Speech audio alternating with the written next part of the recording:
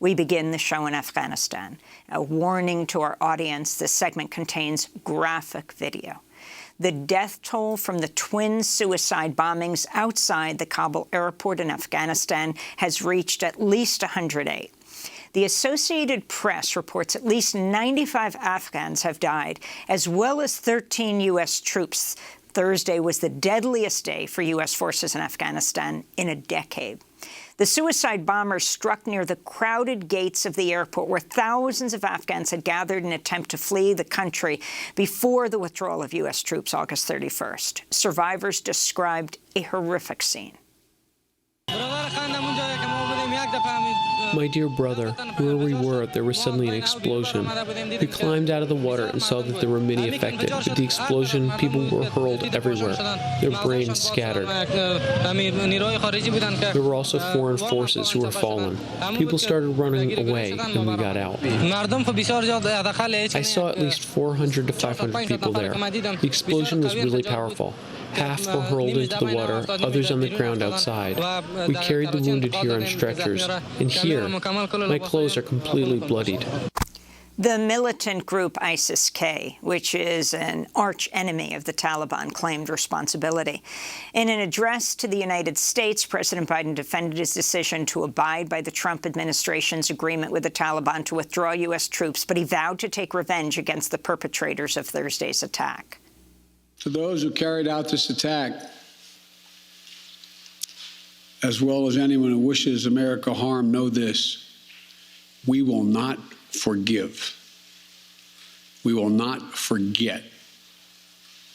We will hunt you down and make you pay. I will defend our interests and our people with every measure at my command. Evacuations from the airport were halted Thursday after the attack, but they've resumed, though many European countries already ended flights out of Kabul. The United States says it has now helped over 100,000 people leave Afghanistan since August 14th. We go now to Kabul, where we're joined by Ali Latifi, Afghan journalist based in Kabul, a correspondent for Al Jazeera English. Ali, thanks so much for joining us once again. Talk about what happened yesterday and the ISIS-K's claim of responsibility.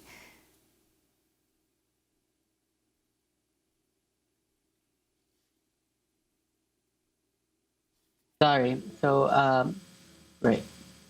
If you could start again, Ali, go ahead. Sorry, yes.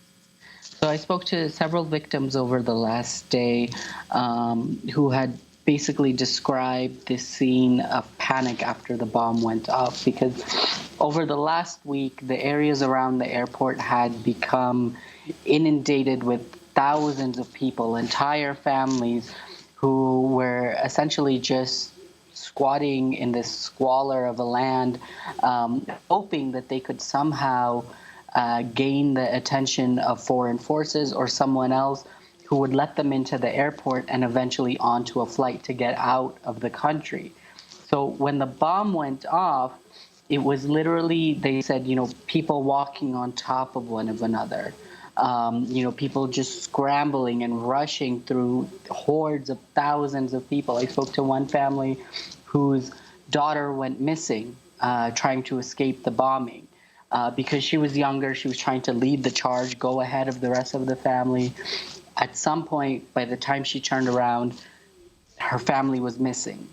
And her family has spent much of last night and early this morning continuing to look for her, going from hospital to hospital, trying to see if they can find her, to find out that hopefully she's just injured and hasn't, been killed as a part of the stampede or the subsequent bombing.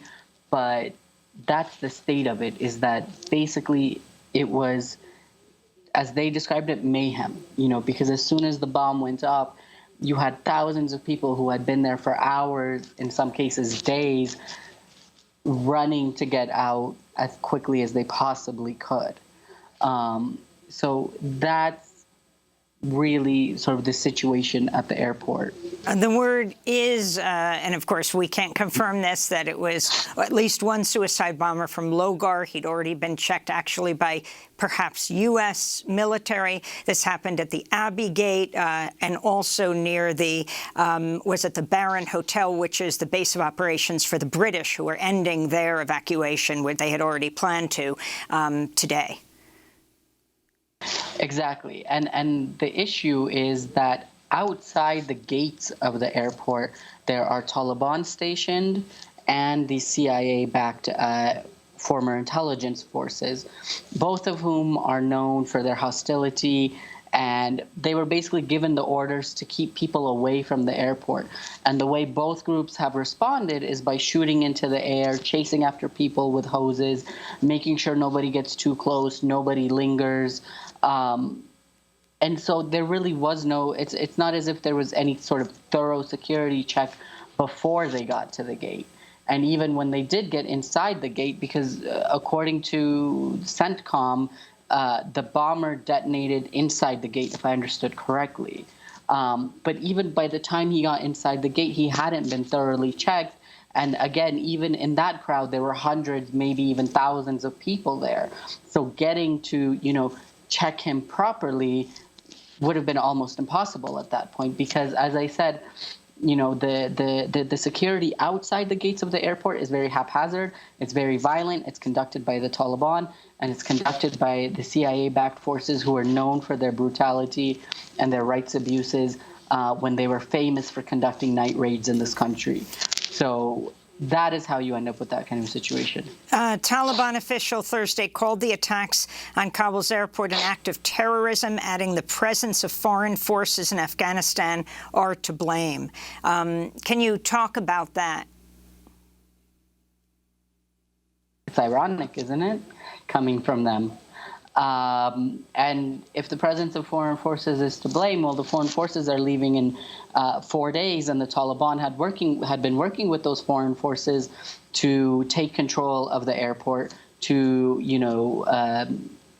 essentially help them evacuate people, make it possible for them to evacuate people. So on the one hand, they're blaming the foreign forces, which fine, but they're also working with those foreign forces, and they themselves made a deal with Washington for the withdrawal. So the entire thing is ironic coming from them. So can you talk about the Afghans who are trying to flee the country? Who's being allowed through into the airport? Who's getting out? The U.S. says almost nobody. Almost nobody. And yet the U.S. says it's helped over 100,000 people. I think it's something like 150,000 people have left Afghanistan. Well, I think the question is how many of those were foreigners and how many of them were Afghan. Because I personally, in the last week, have been in contact with friends of mine, including Afghans who had green cards, who are afraid to take their family to the airport. I've been talking to Afghans who had visas from different countries and were just standing in that line yesterday, and luckily only left, 2-3 hours before the bomb exploded, before the first bomb exploded. So this idea that, thousands and thousands of Afghans are being evacuated every day is not entirely true. Yes, many foreigners have been evacuated and will be evacuated, but as of right now, there are still, of course, that there are sort of people just trying to press their luck, taking any document, seeing if they, for instance, we spoke to the family of one man who, his colleague said, you worked for intelligence, come with your intelligence badge, and hopefully the American soldiers will see it and let you through. And then we saw other people who had, very flimsy proof, just certificates and random documents at their disposal, hoping that they could get through. But we also know of people who were very far along in the process, who had green cards, who had visas, who were told to come to the airport but could not get through the crowds and could not make it into the actual airport. So we really need to keep that in mind, the fact that this system was not built to get the Afghan people in. If anything, it emboldened the Taliban and the CIA-backed forces to be more brutal and more hostile and more confrontational with people trying to get in. And at the same time, all of these governments over the last few months have been advertising that they would have these visa processes and that, they would give people visas and saying that they expanded the parameters of those visas. But going through that process is, it's like a labyrinth. It's not clear-cut. It's not straightforward. And so a lot of people were left behind because of paperwork, simply. Yeah, we're going to talk about that later in the broadcast, how difficult, especially the Trump administration, with Steve Miller, the advisor. But it's not just the Trump administration. We have to be honest. I don't think we can take this viewpoint of Trump bad, everyone else good. This continued under the Biden administration, and it's under the Biden administration that this has happened. So I don't think we should just be pinning this on Trump. So let me finally ask you about attacks on journalists. You wrote about Ziar Kanyad from Tolo News being attacked by the Taliban. Can you talk about what's happening to journalists? Is this typical right now? It's not necessarily, it's not entirely typical. It's not an exception. Obviously, journalists have always had a hard time in this country. And at this point, everyone is just, they're essentially trying to see how far they can go. What happened to him? Basically, he was outside in the middle of the street in a very populated area of the city, 10:30 in the morning in broad daylight. He was just basically interviewing daily wage workers. He wasn't there was no politician, no soldier, nothing controversial. He was just asking them about the economy when a white armored Land Cruiser stopped, beat him up, beat up his cameraman, his equipment. When they pulled out their media cards, they insulted them, beat them up even more, started hitting them with the butt of their rifles. They were doing nothing controversial whatsoever.